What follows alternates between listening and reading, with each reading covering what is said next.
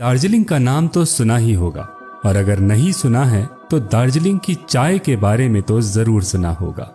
लेकिन क्या आप दार्जिलिंग के इतिहास के बारे में जानते हैं? क्या आप जानते हैं दार्जिलिंग भारत का हिस्सा कैसे बना? पश्चिम बंगाल का भाग होने से पहले दार्जिलिंग का इतिहास क्या था? कहा जाता है दार्जिलिंग सिक्किम का हिस्सा था, और अगर था तो वो अलग कैसे हुआ? ईस्ट इंडिया कंपनी को दार्जिलिंग में ऐसा क्या दिखा कि उन्होंने दार्जिलिंग पर कब्जा करने की कोशिश की? इन सभी सवालों के जवाब ढूंढते हुए दार्जिलिंग के पहाड़ों में आइए जानते हैं दार्जिलिंग के इतिहास के बारे में। और अगर आप भी जानना चाहते हैं दार्जिलिंग के बारे में तो ये वीडियो अंत तक जरूर देखिए। इतिहास में एक ऐसा वक्त था जब दार्जिलिंग सिक्किम का हिस्सा हुआ करता था, लेकिन गौर करने की बात यह है कि तब सिक्किम भारत का हिस्सा नहीं था। सिक्किम भारत का हिस्सा बना था 1975 में। अब सवाल उठता है कि उससे पहले सिक्किम किसका था? सिक्किम अपने आप में कई सालों तक इंडिपेंडेंट डायनेस्टी रही, जो नामग्याल डायनेस्टी के राजा की मोनार्की थी। उनके राजा को छोग्याल कहा जाता था। दूसरी तरफ नेपाल की गोरखा डायनेस्टी भी अपने राज्य को बढ़ाना चाहती थी, जिनमें सिक्किम, कुमाऊं और गढ़वाल मुख्य क्षेत्र थे जहां गोरखा आर्मी बार बार इन्वेड करती थी। 18वीं सदी में जब गोरखाओं ने सिक्किम पर हमला किया तो छोग्याल को तिब्बत में शरण लेनी पड़ी। और इसी बीच 1814 में एंग्लो नेपलीज वॉर हुई, जिसमें नेपाल की हार के बाद 1816 में ट्रीटी ऑफ सुगौली पर हस्ताक्षर किए गए और नेपाल को कुमाऊं, गढ़वाल और सिक्किम क्षेत्र ब्रिटिश ईस्ट इंडिया कंपनी को देना पड़ा। 1817 में ब्रिटिशर्स और सिक्किम के बीच ट्रीटी ऑफ तेतालिया साइन की गई, जिसके कारण जितने भी भूभाग नेपाल ने सिक्किम से लिए थे वो सिक्किम को वापस दे दिए गए। और उस वक्त ईस्ट इंडिया कंपनी को पसंद आने लग गया दार्जिलिंग।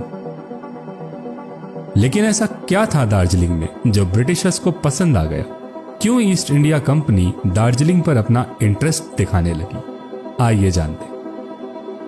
19वीं सदी की शुरुआत में दार्जिलिंग पर ब्रिटिश ईस्ट इंडिया कंपनी की नजरें पड़ी और उन्हें एक ऐसा हिल स्टेशन मिला जो इंडियन प्लेन्स में समर की गर्मी से उन्हें राहत दे सके। तो देखा जाए तो ब्रिटिशर्स ने अपने हॉलिडे डेस्टिनेशन के लिए दार्जिलिंग को कंसिडर किया था। ट्रीटी ऑफ तेतालिया के लगभग 10 सालों बाद फिर से सिक्किम और नेपाल के बीच अंतु डाड़ा जगह को लेकर बॉर्डर डिस्प्यूट्स होने लगे और इन झगड़ों को सॉल्व करने के लिए तत्कालीन British governor general Lord William Bentinck ने अपने 2 ऑफिसर्स कैप्टन जॉर्ज लॉयड और जेडब्ल्यू ग्रांट को ईस्ट इंडिया कंपनी की तरफ से भेजा। इस सिलसिले में दोनों ऑफिसर्स दार्जिलिंग में करीब 6 दिनों के लिए रुके और उन्हें दार्जिलिंग की प्राकृतिक सुंदरता से लगाव हो गया। और 1829 में उन्होंने इसकी रिपोर्ट लॉर्ड विलियम बेंटिक को भेजी, जिसमें उन्होंने बताया कि दार्जिलिंग में एक सैनिटोरियम बनाया जाना चाहिए। चूंकि दार्जिलिंग उस वक्त भी सिक्किम का हिस्सा था, सन 1835 में ईस्ट इंडिया कंपनी ने एक डीड तैयार की और दार्जिलिंग को सिक्किम से लीज पर लेने की बात तय हुई। सिक्किम के तत्कालीन छोग्याल सुखपुट नामग्याल ने उस डीड को बिना पढ़े और बिना समझे ही साइन कर दिया, क्योंकि वो डीड लेप्चा भाषा में बनवाई गई थी। इस डीड के अनुसार दार्जिलिंग को तोहफे के तौर पर ब्रिटिशर्स को दिया गया और बदले में सालाना 6000 रुपए छोग्याल को देने की बात हुई। दार्जिलिंग ईस्ट इंडिया कंपनी को मिल तो गया, लेकिन तब भी वहां तक पहुंचने के लिए सिक्किम से होकर ही गुजरना पड़ता था, जिसके लिए ट्रैवल परमिट की जरूरत थी।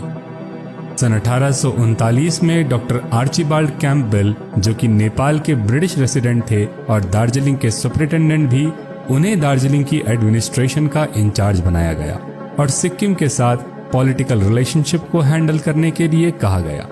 दार्जिलिंग की शुरुआती डेवलपमेंट के लिए डॉक्टर कैंपबेल को क्रेडिट दिया जाता है।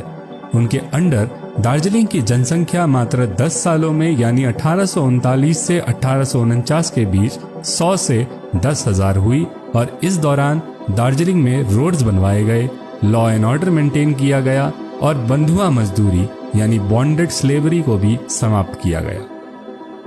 ईस्ट इंडिया कंपनी और सिक्किम के बीच दार्जिलिंग को लेकर द कॉर्ड की रिसर्च टीम को 2 सोर्सेस मिले, जिनकी चर्चा हम अब करने जा रहे हैं। दार्जिलिंग की डेवलपमेंट के साथ साथ ईस्ट इंडिया कंपनी और सिक्किम के बीच भी डिस्प्यूट शुरू होने लग गए थे। एक सोर्स के अनुसार दार्जिलिंग में बढ़ती हुई डेवलपमेंट सिक्किम की leading business community headed by देवान नामग्ये के लिए एक नुकसान साबित हो रही थी, जो कि उस वक्त तक बिजनेस में मोनोपोली ट्रेड में थे। दार्जिलिंग की डेवलपमेंट को देखकर सिक्किम के कई बंधुआ मजदूर भी ब्रिटिश एडमिनिस्ट्रेशन के अंडर एक फ्री लाइफ को जीने के लिए दार्जिलिंग आने लगे। इसी बीच नवंबर 1849 में बॉटनिस्ट जोसेफ डाल्टन हुकर और डॉक्टर आर्चिबाल्ड कैम्पबेल जब सिक्किम में ट्रैवल कर रहे थे तो उन्हें गिरफ्तार कर लिया गया और उनकी रिलीज के लिए सिक्किम द्वारा ईस्ट इंडिया कंपनी से बहुत सारी डिमांड्स की गई, जो कि नामंजूर कर दी गई। फल ना मिल पाने के कारण दोनों को 24 दिसंबर 1849 में छोड़ दिया गया। दूसरे सोर्स के अनुसार जोसेफ हुकर और डॉक्टर कैम्पबेल को ईस्ट इंडिया कंपनी की तरफ से सिक्किम के एरिया को मेजर करने के लिए भेजा गया था, क्योंकि दार्जिलिंग तक पहुंचने के लिए सभी रास्ते उस वक्त के सिक्किम से होकर गुजरते थे और ट्रैवल परमिट की आवश्यकता थी।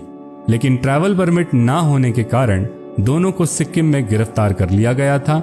East India company, Joseph Hooker और डॉक्टर कैम्पबेल ने कभी इस बात को स्वीकार नहीं किया कि वो बिना परमिट के सिक्किम में घूम रहे थे, लेकिन वो ट्रैवल परमिट पेश नहीं कर पाए।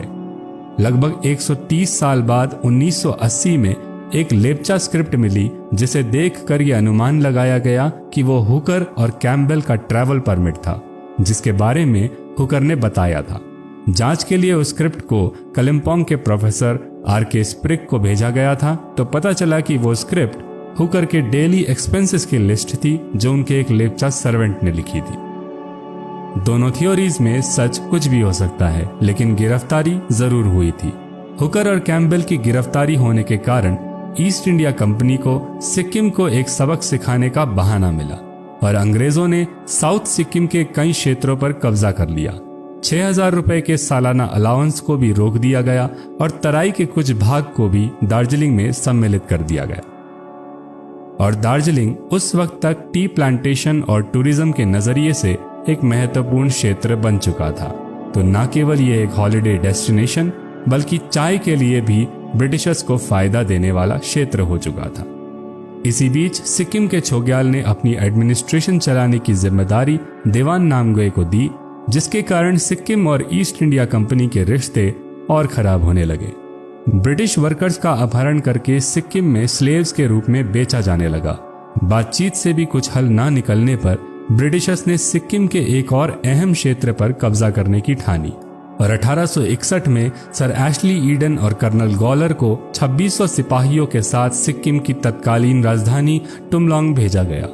देवान नामग्ये फरार हो गया और छोग्याल के बेटे के साथ अंग्रेजों ने ट्रीटी ऑफ टुमलॉन्ग साइन की, जिसके बाद सभी क्रॉस बॉर्डर ट्रबल समाप्त हुए और दार्जिलिंग पूरी तरह सिक्किम से अलग हो गया। 1947 में भारत की आजादी के साथ ब्रिटिशर्स को अपने मनपसंद दार्जिलिंग को भी छोड़ना पड़ा और दार्जिलिंग भारत का हिस्सा बना। तो ये थी कहानी दार्जिलिंग की, सिक्किम से अलग होने की कहानी। दार्जिलिंग की ईस्ट इंडिया कंपनी यानी ब्रिटिश इंडिया का हिस्सा होने की कहानी।